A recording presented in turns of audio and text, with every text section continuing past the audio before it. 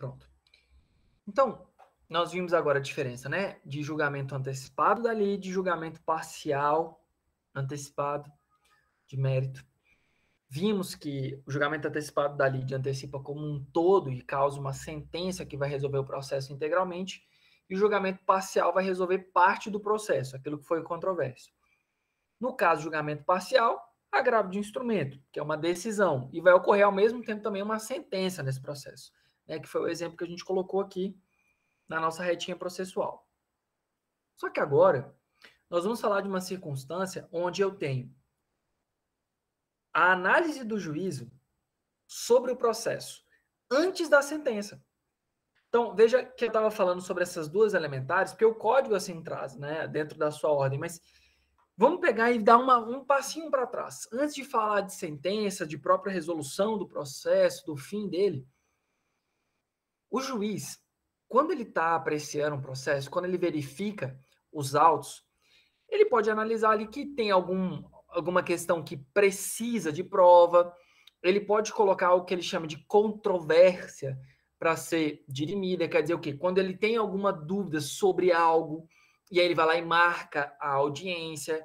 Então, quando ele tem alguma dúvida sobre uma questão processual, e ele processual não, de mérito, de fato, e ele precisa resolver isso, então ele pode organizar o processo, ele pode ali fazer algo para trazer a convicção dele, né, ao elemento de fato necessário para que ele possa julgar. Então, isso nós vamos falar de saneamento do processo. Então, toda vez que eu tiver a necessidade de verificar alguma coisa sobre a instrução do processo, eu tiver que resolver alguma coisa do processo, organizar o processo, nós vamos falar da hipótese de saneamento, né? Então, ele deve ali organizar, né, o processo para que ele possa, sim, chegar ao seu resultado final. Então, nós vamos sempre falar dessa ideia de organização do processo, saneamento, quando tiver a intercorrência de alguma necessidade de resolução de alguma pendência do processo. Então, vejam que... Vou colocar aqui para vocês. Professor, então é o caso do julgamento parcial de mérito, né? Que pode ser um saneamento? Desculpa, cortou bastante e a polícia, ou o bombeiro, alguém acabou de passar aqui, tá arrepiando. Não, então, o caso do saneamento é o caso do julgamento parcial antecipado de mérito, para que é para organizar o processo ou não? Não, às vezes não precisa ser parcial antecipado de mérito. Às vezes, todo o processo precisa de instrução. Às vezes, todo o processo precisa de mais provas. Então, vamos pensar aqui um exemplo mais simples. Vamos lá. Professor, só um pouco. Seria, então, quando o juiz iria organizar o processo para ver o que já tinha no processo e para ver o que ainda precisa, para ver o que ele ainda precisa de cada parte. Isso. Vamos pegar aqui um exemplo. Digamos que a gente está falando, Rebeca, de um contrato de compra e venda de um carro que foi feito de forma oral. Beleza? Um contrato verbal, ele é possível? Ele é possível. Só que a parte requerida, ela foi revel. O carro está com requerido. Só que o proprietário, documentalmente, é o autor. Então, ó, o autor é ainda documentalmente o proprietário do carro. O réu tem a posse do carro, mas ele foi revel. O juiz tem dúvidas sobre essa existência do negócio jurídico. Ele fica pensando, pô, mas a posse do carro está com outro. O autor tem ali o documento. E ele diz que o contrato foi verbal. Eu não estou satisfeito. Eu quero que seja ali dirimida, eu quero que seja esclarecida em juízo a controvérsia sobre a existência do negócio jurídico. Então, ele faz o despacho saneador, intimando o autor para a instrução e julgamento e coloca qual é o ponto para ser resolvido. O ponto é a demonstração inequívoca, ou pelo menos próxima daquilo que ele pode produzir, de que de fato houve um negócio jurídico. E aí, então, o que ele faz? Ele vai pegar, ele vai proferir um despacho para organizar o processo no sentido de qual questão ele precisa resolver para ele poder decidir aquele processo. Aí, Rebequinha, pensa comigo. Essa decisão, ela é decisão parcial antecipada de mérito? Não. Por que não? Porque o autor está querendo o carro de volta. O réu nem ao menos se defendeu, mas o juiz quer, de fato, uma prova que houve um negócio jurídico. Então, não vai ser parcial de mérito. O que ele quer? Ele quer, de fato, chegar à solução final do processo. Ele quer resolver tudo. Então, ele vai lá e organiza o processo falando, olha, eu quero que tenha ali a comprovação, eu quero esclarecimento sobre esse ponto. Compreendeu? Entendi, professor. Obrigada. Então, parcial antecipado de mérito, lembra o seguinte, parte dos pedidos vão para a instrução, outro já está em controvérsia. Julgamento antecipado da lide, não tem qualquer necessidade de instrução, o processo está maduro, não há necessidade de provas. Então, ali eu já termino o processo por meio de uma sentença. Na decisão parcial antecipada de mérito, um dos pedidos, um ou mais pedido é incontroverso, mas outros eu preciso de instrução. Então, eu vou fazer essa cisão, essa divisão. Eu vou dar uma decisão e vou encerrar aquela compreensão, enquanto os outros eu vou ter que fazer uma sentença ao fim, depois de fazer a devida instrução do processo.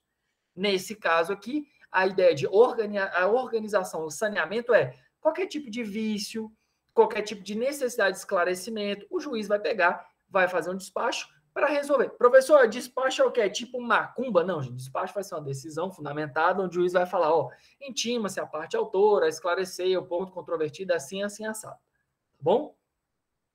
Viu, Leves? Professor, Diga. nesse caso, desse exemplo que você deu, que foi feito um contrato de compra e venda boca a boca e o juiz ele intima a parte para comprovar que realmente houve esse contrato de compra e venda, como seria possível comprovar, já que foi feito de boca a boca? Excelente. Vamos lá. Quais são as formas de prova nesse tipo de contrato? Inclusive, Carol, esse caso é real. Esse caso é real do escritório. Você tem testemunhas que possam ter presenciado a negociação, testemunhas que possam ter presenciado a tradição. O que é a tradição? Vocês já estudaram com o Leves. Tradição é a entrega da coisa. Então, tradição, entrega da coisa. Você pode ter testemunha que comprove o recebimento de valores referentes à coisa. Então, você tem todos os elementos probatórios testemunhais que não necessariamente pode ser a pessoa que viu a pactuação verbal, mas que possa ter presenciado outra circunstância inerente ao negócio jurídico. Entendeu? Entendi. Aí, nesse caso, se não tiver testemunha, só as transferências, né, que a pessoa faz poderia comprovar. Poderia auxiliar o juízo. Mas pode ser, Carol, que o juiz não fique convencido. E aí ele pode julgar improcedente a sua demanda. E uma procuração ajudaria? A procuração poderia ajudar também para a existência ali de negociado. Mas veja, se ele tem procuração, provavelmente ele já iria fazer a modificação dos documentos. Ele já iria passar o carro para o nome dele, entendeu? Entendi. Obrigada, professor. A procuração seria um tiro no pé. Nunca orientem seus clientes a dar procuração antes da quitação, né, do adimplemento integral, porque senão isso é cilada. Não, professor, é porque meu pai ele vendeu o carro para um colega dele, né? Lá da igreja. E aí esse colega meio que passou esse carro para outra pessoa para pagar uma dívida. E aí tomou multa.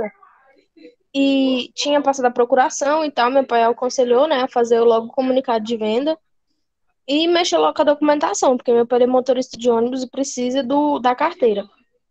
E aí acabou que recebeu uma multa e veio no nome do meu pai, entendeu? Por isso que eu estou perguntando, por conta da procuração que foi passada, só que não foi feita o comunicado de venda, entendeu? Então, vou te dar o bizu gratuito, hein? Você tem como, dentro do Detran, fazer a comunicação do condutor do veículo. E aí o condutor do veículo... Ele vai mexer com isso aí, ele conseguiu falar com quem está responsável, né, pelo veículo, para mexer com isso daí, porque foi 7 pontos na carteira, e meu pai, como é motorista, precisa da carteira limpa.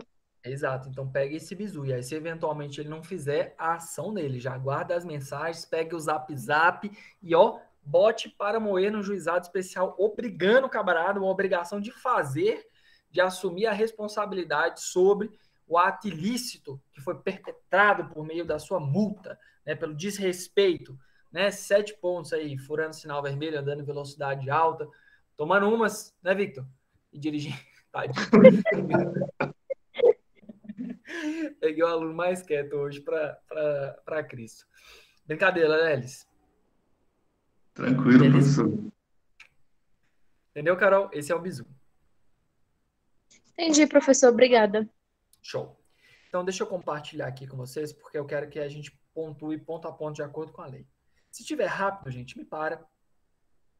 Faça perguntas, tá bom?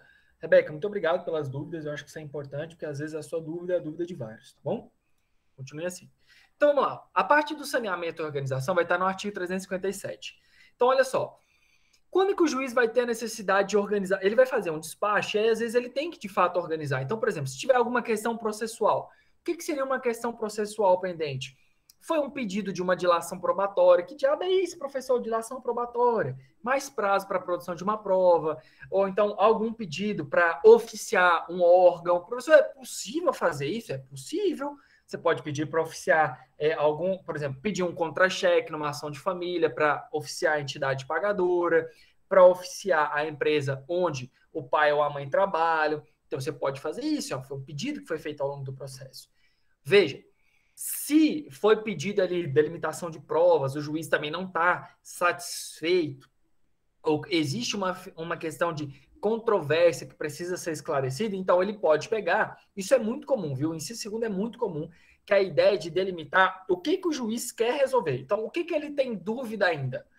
Né? Então, ele pode pegar e falar assim, olha, a prova vai recair sobre o quê? Vai sair sobre isso aqui, e ele tem qual é a dúvida que eu tenho e o que essa prova pode produzir referente a isso. Que aí as partes podem esclarecer quais são os pontos que são de fato controvertidos e que necessita dessa instrução probatória. O que é a instrução probatória? Sempre lembre, necessidade de produzir mais provas, testemunha, depoimento pessoal, perícia. E aí o inciso terceiro é um bizu do momento para vocês. Porque o que acontece? Sobre a prova, nós temos algumas regras, né? Nós temos algumas regras, vamos colocar aqui, algumas regrinhas sobre a prova. A primeira regra é de quem vamos colocar assim, ó, vamos colocar a primeira regrinha. Quem afirma precisa provar. Então, essa regrinha aqui é básica, quem está acusando prova. O Ministério Público acusa, ele tem que provar. Se eu como autor, estou imputando a alguém algum fato ilícito que exija reparação civil, eu tenho que demonstrar a existência desse fato e o porquê da necessidade que, de fato, ali aquela pessoa seja condenada. Então, quem afirma precisa provar. Só que eu tenho as exceções. Então, vamos colocar aqui, ó, por exemplo, CDC, o Código de Defesa do Consumidor, trata o consumidor como parte mais frágil e, por isso, é possível a inversão da prova. Então, por exemplo, vamos lá, deixa eu ver quem que eu vou colocar como exemplo aqui. Vamos lá. Luciana comprou uma TV nas Casas Bahia. Essa TV veio com defeito. Ela entrou em contato com as Casas Bahia, foi lá e falou, poxa, tal, veio com defeito, não sei o quê. E as Casas Bahia falou assim, não vou fazer a troca, não. Ela, como não? Mas tá dentro da garantia? Não vou fazer e pronto. Só que a Luciana não tem nem mais a nota fiscal disso daí. Ela teve a compra, mas ela não tem mais o contrato, ela não tem os demais documentos sobre isso. Né? E, por exemplo, quando parou de funcionar, o que ela tem? Ela tem ali uma circunstância onde, de fato, parou de funcionar, ela não sabe por quê. Então, tudo inerente a essa hipótese da parte mais fragilizada, ela pode arguir e sustentar em juízo que ela não sabe explicar o motivo. E aí, se for necessário, por exemplo, uma demonstração da funcionalidade, por exemplo, que saiu funcionando, que está em perfeito estado, pode exigir ali até uma inversão do ônus da prova para apresentar o contrato, pode pedir para apresentar documentos da empresa, pode pedir uma perícia para verificar. Então, a ideia da inversão do ônus da prova dentro do Código de Defesa do Consumidor é facilitar o consumidor frente às empresas, justamente pela fragilidade do consumidor. Então, isso é muito comum, isso é padrão. Na peça de vocês, quando vocês estiverem peticionando, lembre-se sempre de pedir a inversão do ônus da prova quando estiver falando de uma relação consumerista, tá bom? Porque nós temos ali a questão da presunção da fragilidade do consumidor. Então, obviamente, isso daí é uma das grandes pautas do direito consumerista. Agora, no processo civil, Nós temos também a ideia de quem afirma ter que provar? Temos. O 373, que o próprio artigo menciona, ele vai falar que o autor ele tem que demonstrar o porquê do seu direito. Então, primeira afirmativa, a nossa regra a gente já sabe. A segunda do CDC é uma exceção? É uma exceção. Agora, veja, o próprio CPC traz no mesmo artigo 373 que quando o caso trouxer ali algumas peculiaridades é o quê? Excepcionalidades, onde para uma das partes seja mais difícil produzir aquela prova, a obtenção daquela prova. Quer dizer, quando é extremamente oneroso ou muito difícil que uma das partes possa produzir aquela prova, tu podes pedir a inversão. Então, mesmo como autor, você pode pedir para o réu apresentar. Então, se a gente for colocar aqui na nossa terceira excepcionalidade, nós vamos colocar aqui, ó, CPC. Exceção.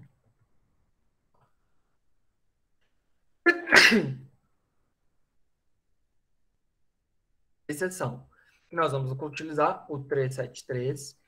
Nós vamos falar da modalidade prevista no inciso 2º, parágrafo 1º, parágrafo 2º, tá bom?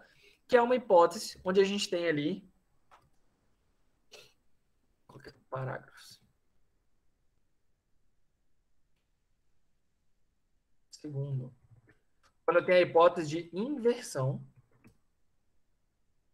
diante da peculiaridade da prova, quando houver extrema dificuldade para uma das partes apresentar a prova, o juízo poderá modificar quem deve apresentá-la no juízo. É uma possibilidade de inversão. Quando tiver ali uma ampla dificuldade para uma das partes produzir, digamos, vamos falar o seguinte, um documento que a pessoa sabe que aquela outra pessoa tem, só que, obviamente, não tem como ela pegar e demonstrar por quê? Porque é algo que está lá com o indivíduo. E, obviamente, o requerido não vai juntar isso. O autor sabe da existência de algo, sabe da intercorrência de algo, afirma que o réu tem essa possibilidade da produção e afirma, olha, o fulaninho de tal, a alminha cebosa, tem tal documento, tem tal circunstância que pode esclarecer a demanda.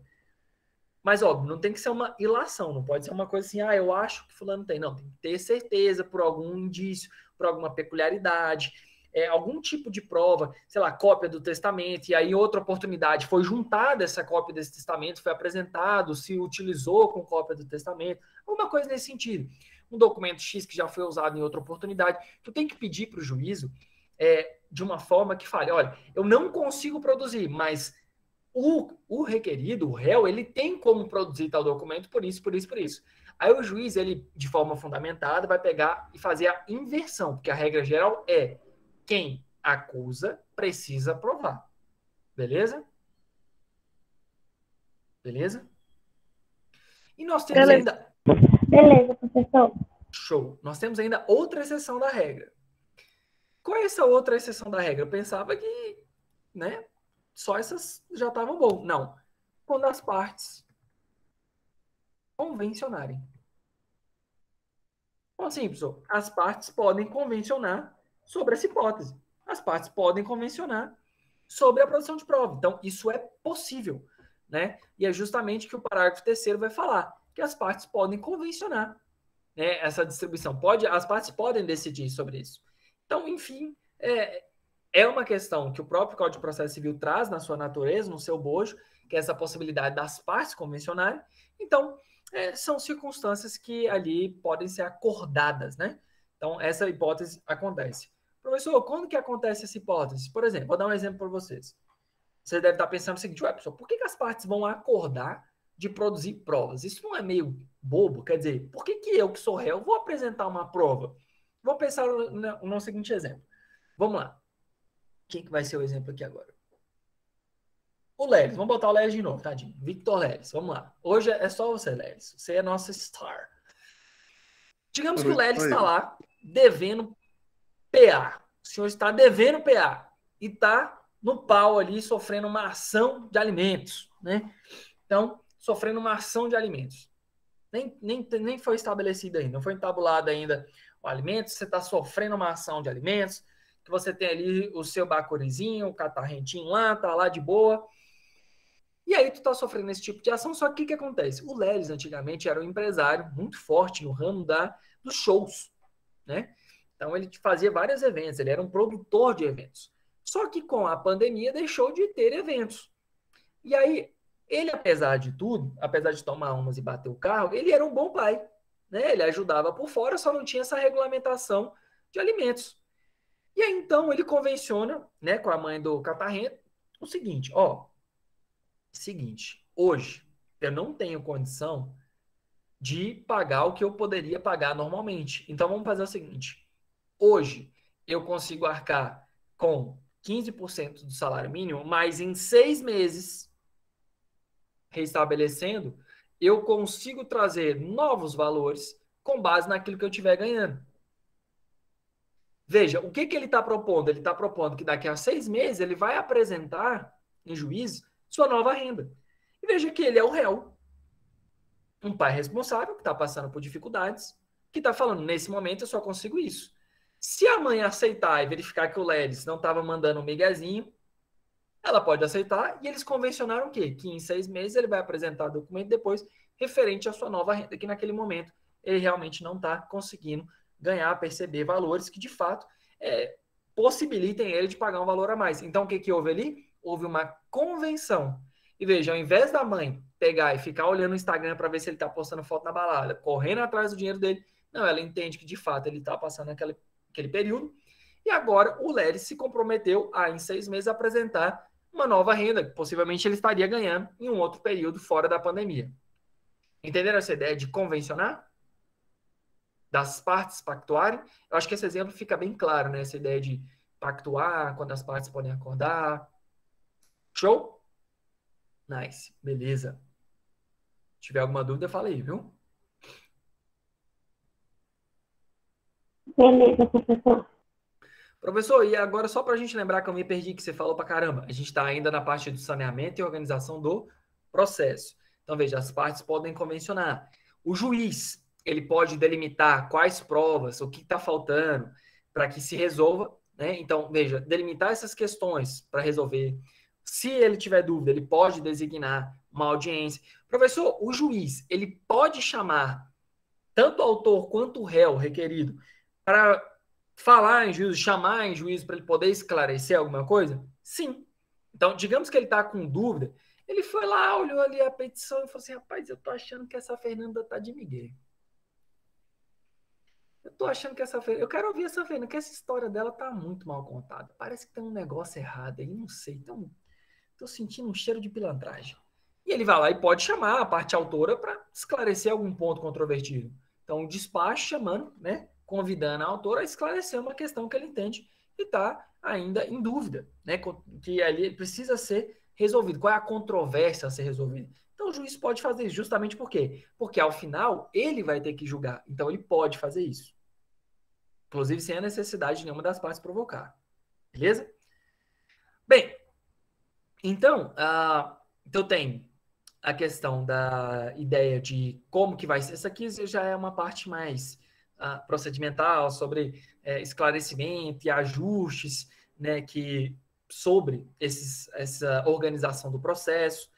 Via de regra, isso aqui é pouco utilizado na prática, mas, enfim, é sobre, uma vez que o juiz organizou, as partes têm ali 5 dias para prestar algum esclarecimento. Por que o juiz quer ouvir? Por que da necessidade da controvérsia ser esclarecida? Então, tem ali um momento onde você vai fazer o famoso ius esperneandi. Você vai ali espernear, discutir, perguntar para a excelência, por que você está com dúvida, excelência? É necessário? Digamos, olha só que interessante.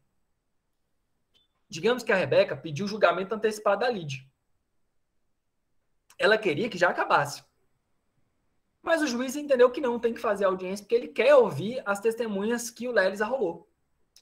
Aí vai lá e fala, não, espécies aqui, a intimação, comunicando à audiência de instrução e julgamento para dia tal, para resolver o ponto controvertido tal. Aí a Rebeca vai lá, apresenta uma petição. Essa petição, ela não tem uma forma própria, quer dizer, ela não tem ali todo o modelo próprio, é uma petição simples, você vai colocar competência, número do processo, nome da parte devidamente qualificada, por meio de seus advogados, vem perante Vossa Excelência, apresentar o que você segue. 2 pontos.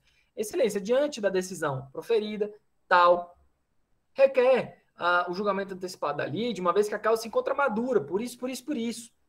Então, havendo a desnecessidade de instrução, uma vez que os fatos apresentados como controvertidos podem ser demonstrados por meio das provas já coligidas, apresentadas aos autos. Pode fazer isso? Pode fazer isso. Existe uma forma própria? Existe ali algum modelo próprio? Não. É simplesmente algum esclarecimento, uma solicitação. Professor, mas eu quero utilizar um fundamento jurídico ali que, de fato, denote poder, força para mostrar para o juiz que ele precisa olhar a minha última argumentação ali, o meu miguezinho para tentar convencê-lo. Então, o que tu vai fazer? Vai utilizar exatamente essa fundamentação sobre a parte de organização e saneamento do processo, de acordo com o parágrafo 1º. Tá bom? Então, aqui é a possibilidade de você pedir esclarecimentos sobre a eventual organização. Professor, ele deixou de apreciar algum pedido meu. Ele não analisou o meu pedido sobre provas. Eu também posso fazer isso aonde? Você pode pegar, nesse mesmo período, pedir um esclarecimento, falar sobre a questão que não está controvertida, né? Então, essa questão aqui... Professor, então a gente pode pedir o saneamento do processo? Não, o saneamento do processo, o despacho saneador vai acontecer independente de manifestação das partes. É uma regularidade formal do processo. É o caminhar natural do processo. Entendeu? Entendi. É um movimento comum, é um movimento padrão dele. Fala, Rebequinha. Professor, aí depois que passar essa fase do saneamento do processo, aí mais na frente pode pedir novamente ou não? Se o juiz quiser. A questão de saneamento, o despacho saneador é o momento onde o juiz vai... Isso, é onde ele vai pegar e esclarecer. Agora, pode acontecer o seguinte, Rebeca, teve o despacho saneador. Não teve ali a necessidade de uma instrução. Aí vai o prazo para ele poder sentenciar. Tem um prazo, normalmente prazo para sentença, 30 dias. Foi o prazo para ele sentenciar, 30 dias assim, né? Vamos colocar 30 dias bonitinho CPC, mas na vida real só dizes. Tem que ficar de buenas esperando. Mas digamos que aconteceu um fato novo. Digamos que, no caso, aconteceu alguma intercorrência. Então, vamos pensar num exemplo do cara que está discutindo a propriedade do carro. E aí, descobre que esse carro foi achado queimado no matagal perto de Taguatinga. Aí a coisa muda de figura. Por quê? Porque o objeto mudou. Houve uma modificação de fato sobre a coisa. E agora eu não falo mais do carro, eu falo de uma reparação. E eu preciso comunicar isso em juízo, eu preciso juntar provas novas. Talvez o juiz, ele queira, de fato, ver ali a documentação sobre aquela circunstância que eu estou apresentando. Então, se surgir um fato novo, uma circunstância nova no processo, aí o juiz pode, verificando aquela circunstância, abrir a necessidade de esclarecimento de alguma circunstância ou de outra. Imagino que, na verdade, a Fernanda e a Rebeca estão litigando sobre a propriedade do carro. Então, as duas sabem da existência da discussão do carro. Sabem do problema. Sabem que o carro está sendo objeto de uma demanda judicial. Só que a Rebeca pôs fogo no carro. Falou assim, não é minha, também não vai ficar contigo também não. Foi lá e, puf, tacou fogo no carro. Quando faz isso, eu não estou falando mais de buscar o carro, eu já estou falando de valores agora. Então, veja, a Fernanda fica sabendo disso, comunica o juízo, e aí o juízo fica assim, que diabo aconteceu com esse carro? Não vai surgir nele uma dúvida de falar assim, ué, Rebeca, o que é isso? Intima-se a parte requerida para esclarecer os fatos apontados pela Fernanda. Então, agora eu preciso da manifestação da Rebeca para falar por que o carro apareceu em chamas. E aí, novamente, vai ter que fazer o quê? Vai ter que esclarecer isso daí para ele poder sentenciar. Então, para poder ajustar o processo. Mas quando tiver intercorrência de alguma coisa nova, alguma circunstância nova que teve a necessidade de ter intervenção. Beleza? Show, professor, entendi. Obrigada. Uhum. Show, beleza.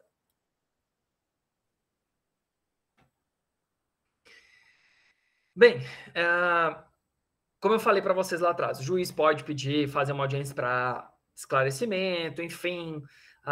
Nós temos duas regrinhas aqui. Eu não quero também dar muito conteúdo de uma vez, senão eu fico com medo de acabar saturando vocês e aí a gente tem um aproveitamento baixo. Mas então vamos fazer o seguinte, eu vou só terminar essa parte aqui e aí eu vou parar aqui, deixo a questão do dia e de qualquer forma eu já mando o material e aí na próxima aula a gente começa com a audiência propriamente. Pode ser? Fica melhor assim? Ou tão leve, tá tranquilo e a gente pode continuar? O que vocês preferem?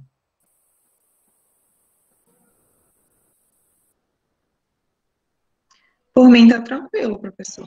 Professor, eu não entendi. Como é que é, Bequinha? Ela não entendeu. Não, o que eu tô perguntando para vocês é... Para mim, cortou muito. O que você falou? Eu tô perguntando para vocês se eu posso avançar indo para outro conteúdo ou se já estão, assim, meio saturados já. Por mim, pode continuar, professor. Então, beleza. Vou continuar. Vamos lá. Então, ó, sobre a questão das testemunhas. Quando você vai arrolar essa testemunha, então, digamos que teve lá a fase de especificação de provas, o juiz falou qual é a questão controvertida, que precisa de esclarecimento. Como que eu posso arrolar essa testemunha? Quantas testemunhas eu posso arrolar? Bem, primeiro, nós temos a questão de que o juiz vai dar um prazo para que as partes possam apresentar o seu rol de testemunhas. E sobre as testemunhas, nós temos algumas regrinhas. Primeira regrinha das testemunhas. Vamos falar sobre a quantidade. Veja, eu não posso arrolar a quantidade superior a 10 testemunhas e, 3 testemunhas para cada fato a ser esclarecido. Professor, quantos fatos eu quero esclarecer sobre o negócio jurídico? Se eu estou discutindo sobre a existência do negócio jurídico, eu tenho ali a possibilidade de arrolar 10 testemunhas, mas para cada fato, o máximo de 3, ok? Então, fiquem atentos a esse detalhe. Naquele caso lá da Rebeca, quantas pessoas poderiam ser utilizadas para comprovar a batida? 3. Para comprovar o xingamento, mais 3. Para comprovar a ideia de que ela era motorista de Uber, mais 3. Entenderam? Mas eu não posso utilizar, por exemplo, 10 para o mesmo fato. O juiz, via de regra, ele já vai estabelecer o seguinte: quando ele marca a audiência e aceita a testemunha, ele já vai determinar qual é o ponto controvertido. Ou então, caso ele não determine, tenha em mente que, via de regra, se utiliza 3 testemunhas para cada fato controvertido. Compreenderam esse detalhe? Essa questão costuma cair em prova de concurso, viu?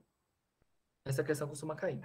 Mas então, professor, nunca pode ser superior a 10. Mas e se tiver 4, vai ficar 12, vai ter que ser os 10, as 10 testemunhas? Se tiver o quê?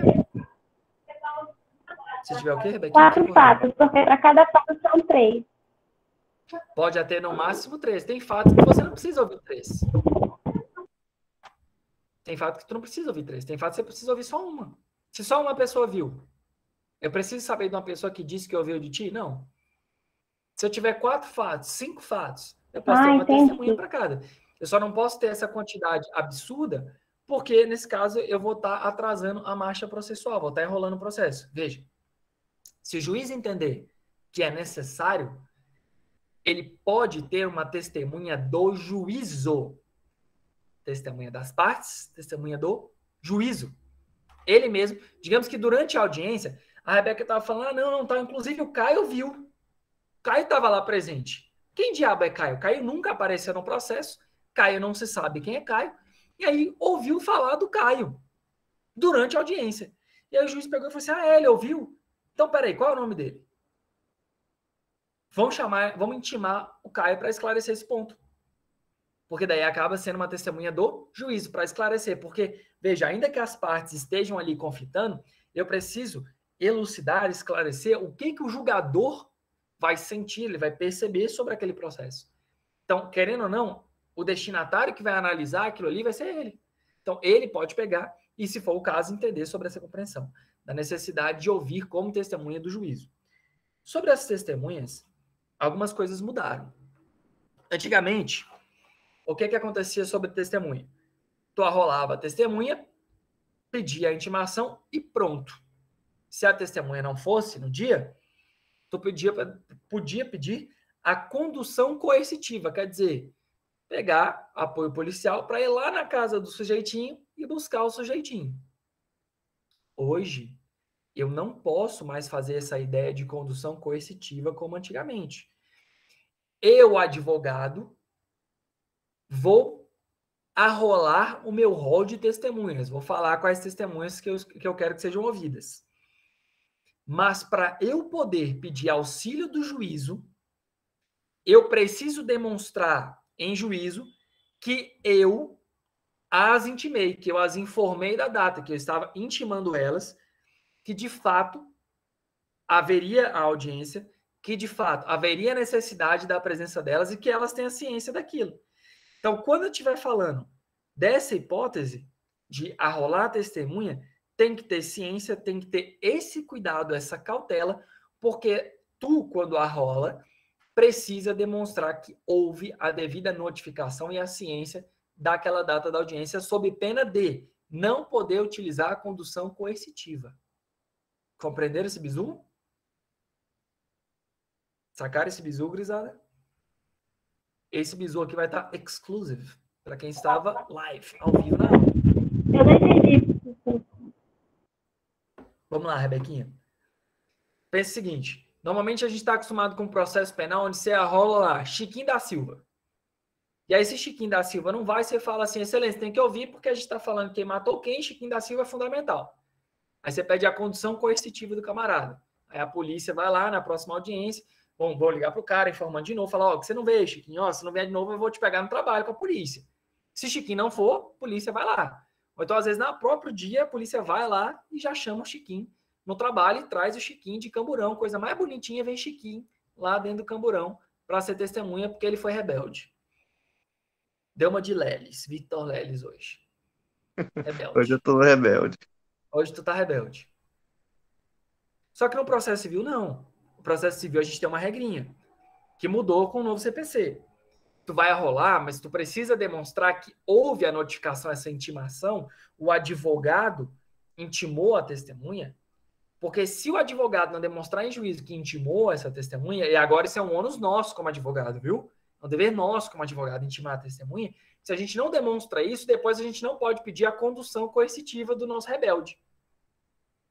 Então veja, se no processo penal eu tenho essa hipótese, pela questão de arrolá-lo como a testemunha, porque a gente está falando de uma conduta mais grave, no direito civil mudou.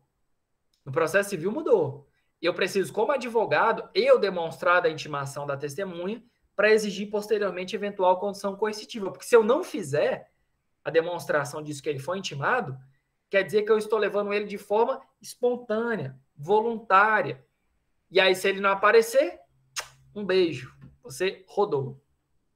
Então, são cautelas que a gente precisa ter quando for utilizar as testemunhas, porque pode ser que o Lelis tenha acordado um dia rebelde, Victor Lelis estava rebelde no dia e falou, não vou testemunhar, não quero saber quem era o dono de carro mais, estou rebelde, estou desaforado. Igual hoje, eu acordei rebelde. Hoje tu acordaste rebelde, então, nesse caso, hoje, Victor Lelis não era uma boa testemunha, seria problema se tu não tivesse arrolado ele de uma forma correta, com a devida intimação. Pegou esse bizu? Entendi, professor. Show? Então, lembra do advogado intimar os rebeldes, viu? Comprovação da ciência. Nem que você utilizar um meio eletrônico para comunicar data, horário, intimando ele para apresentar. Beleza? Então, não se esqueçam disso. Esse é um ponto importante. Professor, e se eu não intimei e levei de forma voluntária? O Lelis não estava rebelde. Tem problema? Nenhum. Se ele não estava rebelde no dia, quis aparecer, ok, sem problema. Foi de forma espontânea. Mas fiquem atentos com relação a isso. Então, sobre a quantidade, 3 para cada fato, 10 o máximo. Ah, o processo é simples. O juiz pode pegar e colocar 2 testemunhas? Pode. Ele pode limitar? Pode. Então, não tem problema, isso aqui é algo comum. Claro, se eventualmente o juiz limitar e tu achar que seja necessário, você precisa peticionar em juízo, informando a necessidade de que seja ouvida outra testemunha além daquelas, por questão de compreender ou de saber de algo a mais que as demais. Então, por exemplo, vamos pensar aqui no negócio jurídico. Vamos lá, o juiz falou assim, não, para a comprovação da existência do negócio jurídico, 2 testemunhas bastam. Tudo bem, só que, de fato, ninguém viu a compra e venda. Mas um viu o cara andando com o carro, o outro viu a entrega e um terceiro viu o pagamento em mãos, onde eles estavam falando. Cada um viu alguma coisa que pode contribuir para aquilo. Então, tu podes informar em juízo sobre a necessidade de ouvir mais do que aquela limitação, porque cada um pode atrair uma informação importante. Professor, o juiz falou que foram 2 pessoas, mas eu liguei para o Chiquinho e o Chiquinho disse que me ajudava. E aí eu fui lá e falei assim, Chiquinho, vamos lá comigo, porque se o juiz deixar, eu já te boto para ser ouvido aqui agora. Posso fazer isso? Pode. Aí o juiz pode fazer o quê? Ouvi-lo como testemunha, inclusive do juízo. Assim como eu tinha falado para vocês, porque ele pode querer esclarecer algo a mais. Tranquilo? Show? Beleza.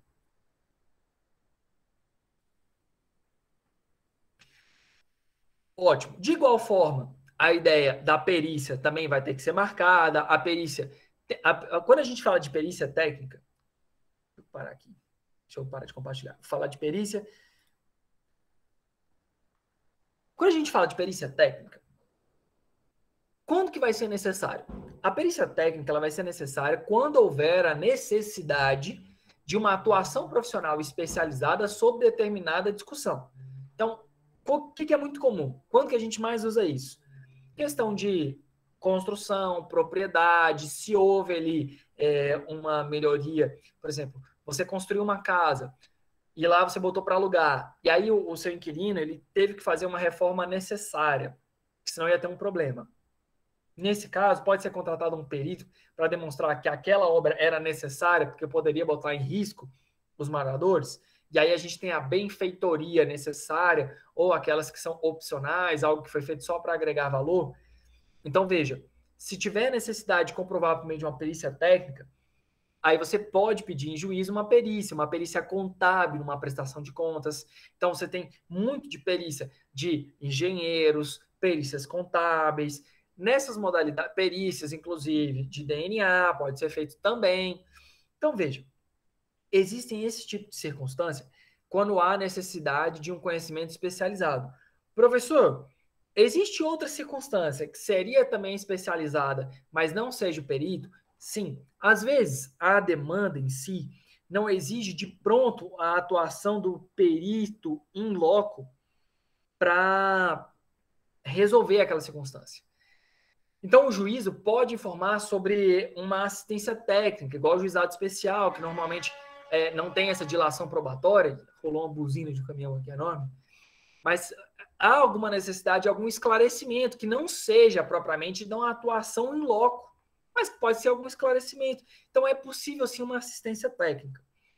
Professor, de fato, teve a perícia. E agora, como faz? Vamos lá. Perícia. Normalmente, quem requisita ela paga. Se ambas as partes se beneficiarem ou se for utilizada a perícia, os honorários do perito vão ser divididos em 2. Quando você pede uma perícia, tem ali um rol de peritos, né, que o judiciário tem cadastrado, ele vai ser chamado ao processo, ele vai verificar a causa e vai dar o valor dos honorários dele. As partes vão verificar se aceitam ou não o pagamento daqueles honorários. Se uma das partes for beneficiária da gratuidade de justiça, obviamente, o judiciário vai arcar com parte desses honorários.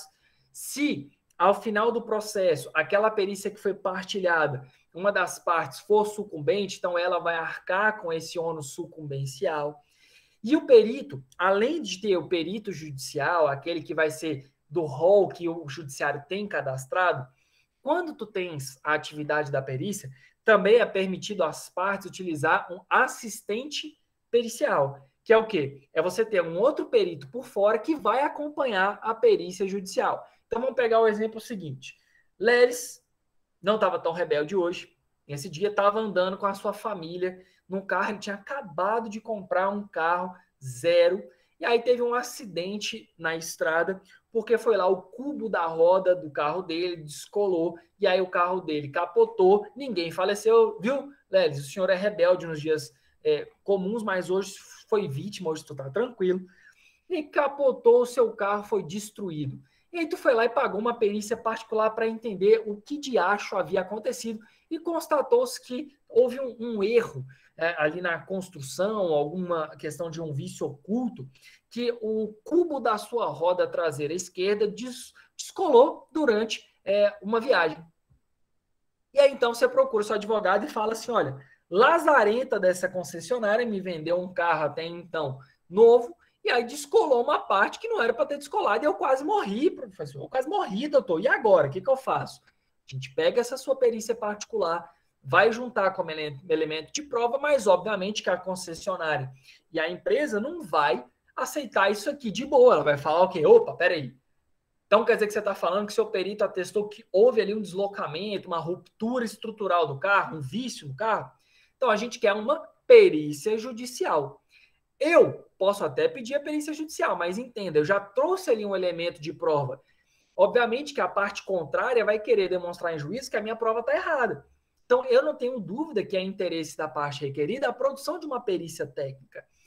Quando da realização dessa perícia técnica naquele veículo destruído, eu posso levar um assistente e a parte contrária também. O que esses assistentes vão fazer? Vão acompanhar o que o perito judicial vai estar fazendo, vai estar ali auxiliando para verificar o que está sendo apreciado, a forma que está sendo apreciado, o método que está sendo utilizado, as perguntas que precisam ser esclarecidas, o rol que a gente fala de perguntas, a quesitação que está sendo realizada, ele vai poder auxiliar, complementar, inclusive, sobre aquela perícia. Então, veja, quando a gente fala da ideia de perito, é sempre quando há algo muito mais específico, muito técnico, porque esse caso de perícia pode envolver o perito judicial, um assistente da parte autora e um assistente da parte requerida. Então, eu posso estar envolvendo 3 pessoas capacitadas, especializadas, para elidir, resolver uma questão técnica.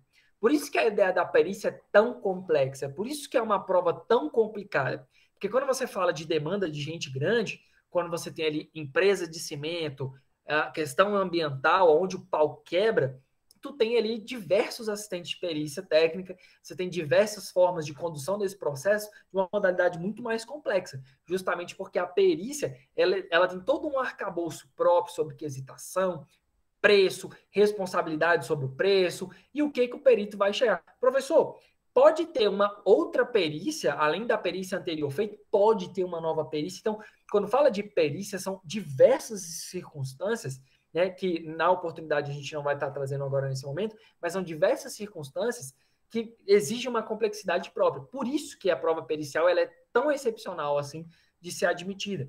Justamente só quando for necessário algo muito técnico para ser esclarecido em juízo. Beleza? Aí, obviamente, eu preciso de prazo, porque as partes precisam se manifestar sobre o preço do perito. Então, eu tenho todo um arcabouço de elementos a sendo utilizado. Diga, Carol. Professor, você falou da perícia judicial, né? Isso. Perícia técnica judicial. Esse perito, ele é escolhido pelo juiz ou por uma das partes? Esse profissional que irá realizar essa perícia? Excelente pergunta. Vamos lá. O que nós temos hoje no judiciário? O judiciário, ele mantém uma lista de pessoas que se habilitam como peritos judiciais das mais diversas áreas. Você não precisa ser do direito, você tem que ter a sua área de especialização. Então, você tem engenheiro, arquiteto, pessoal da contabilidade. Então, eles têm ali um rol de pessoas que já estão vinculados ao judiciário. Então, quando tem a necessidade de uma perícia judicial, onde o juiz precisa também esclarecer, porque a demanda exige diante da sua complexidade, ele vai analisar aquele rol de peritos. E ele vai chamar um perito dentro daquela lista para apresentar o honorário dele para ele poder fazer a perícia técnica daquele caso. E aí depois as partes vão pegar e vão falar se aceita ou não. Às vezes, um dos peritos, Carol, isso acontece muito em cidade pequena, um dos peritos é primo, daquele papo de primo terceiro, primo isso aqui. Todo mundo já sabe que primo não tem esse negócio de terceiro, não, é sempre 4º grau. Mas vamos pensar assim, o cara é primo terceiro do tio-avô do cara. E aí você já vai falar, opa, perito tem que ser imparcial. Se ele tiver qualquer grau de amizade ou de parentesco, aí você vai lembrar da ideia de impedimento e suspeição que a gente já estudou no semestre passado, porque ele tem que ser imparcial. Então, às vezes, vem um cara que ele é familiar de uma das partes. Ele pode ser o perito dessa demanda? Não. Então, você pode pegar e impugnar aquele perito. Ou então, o preço dele foi muito acima, você também pode impugnar. E o juiz, inclusive, pode fazer uma coisa que é o seguinte, Carol. Vem um perito, ele analisou, aí ele foi lá e deu um parecer. Eu cobro 15 mil, porque perícia é sempre caro. Cobro 15 mil. O juiz pode tentar também barganhar se as partes não conseguirem aceitar. Por exemplo, ele vai falar assim, não, rapaz, vamos tentar aqui por 5? Vamos tentar por 6? O juiz também ele pode acabar intervindo ali, ele pode tentar auxiliar, mas as partes, como elas vão se imbuir do ônus de arcar com isso daí, elas vão ser chamadas para se manifestar sobre os valores, enfim, se também aquele perito pode ou não ser aceito dentro daquela demanda. Entendeu, Carol? Entendi, professor. Obrigada. Professor, agora mudando um pouco. No caso que uma das partes, por exemplo, o autor tem a gratuidade de justiça, não precisa pagar o perito, só que ao final da demanda, os pedidos dele são improcedentes e ele tem que pagar as custas do processo. Né, ao decorrer de 5 anos, né, que depois da gratuidade, como ele tem gratuidade, só daqui a 5 anos, ele pode pagar por esse perito também? Show. Inclusive tem um caso lá no escritório desse, né, Fernando? Você lembra? Teve um caso exatamente disso, onde o nosso cliente era o perito, e aí a parte que pediu a gratuidade de justiça tinha comprado um apartamento, e o cara já estava no 5º apartamento e ele era hipossuficiente. E aí a gente entrou com uma ação cobrando os honorários periciais, por quê? Porque o nosso cliente, ele cobrou o valor, se não me falha a memória, foi de R$6 mil para fazer a perícia, foi aceita, só que o Judiciário do Distrito Federal, agora eu não me lembro que a gente entrou com essa demanda tem tempo, cobre até 2.500. Então, o valor residual ficou ali suspensa a exigibilidade em razão da hipossuficiência. Só que a gente entrou com a ação justamente porque o autor, que era hipossuficiente, começou a comprar apartamentos. Então, a condição financeira dele mudou. E aí, por conta disso, nós ingressamos com a ação pedindo, né, o cumprimento daquele dever de pagar os honorários do perito. Porque foram aceitos pelas partes? Foi. Só que o autor não tinha razão e o judiciário daqui do Distrito Federal paga até o limite, que é o teto, né, que é o regimento interno de cada tribunal sobre o quanto que ele pode pagar na perícia no caso de hipossuficientes. Entendeu? Entendi. Show. Gurizada, mais alguma dúvida, alguma ponderação? Não? Não. Então tá. Vou encerrar aqui e aí a gente vai para as disposições finais. Show.